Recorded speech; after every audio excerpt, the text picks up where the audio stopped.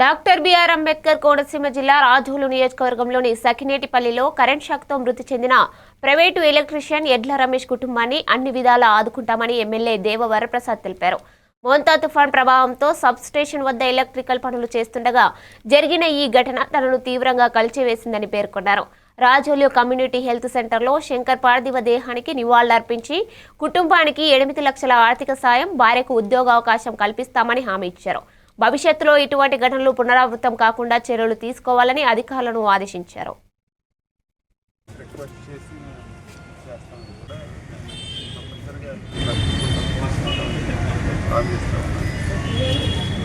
అయితే నువ్వు computer knowledge అయితే నాకు కనిపించలేదు.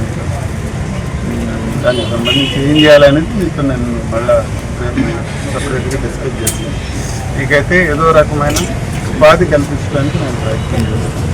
వారిని రిక్వెస్ట్ చేసి నేను చేస్తాను. కాబట్టి ఈ విషయాలు మీతో చెప్పాలి. వారు వచ్చిన తర్వాత వారికి సంప్రదించి చెప్పాలని చెప్పి మిమ్మల్ని ఆర్థిక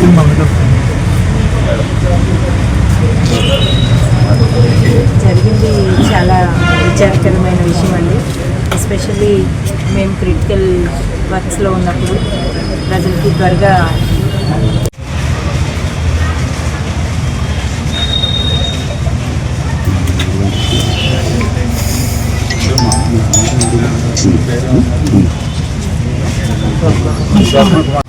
అదే ఈ విషయంలో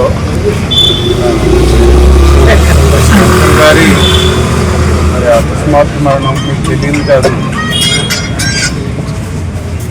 గత వారం రోజులుగా సైక్లోన్ వస్తుందని చెప్పి మనం అంతా అప్రమత్తం చేస్తూ ఉన్నాం.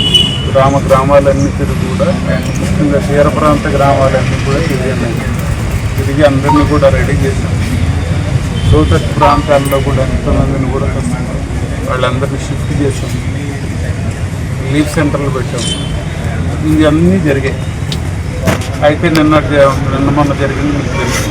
సైక్లోన్ రావడం, సైక్లోన్ పెద్ద తీవ్రంగా లేకపోయినప్పుడు కూడా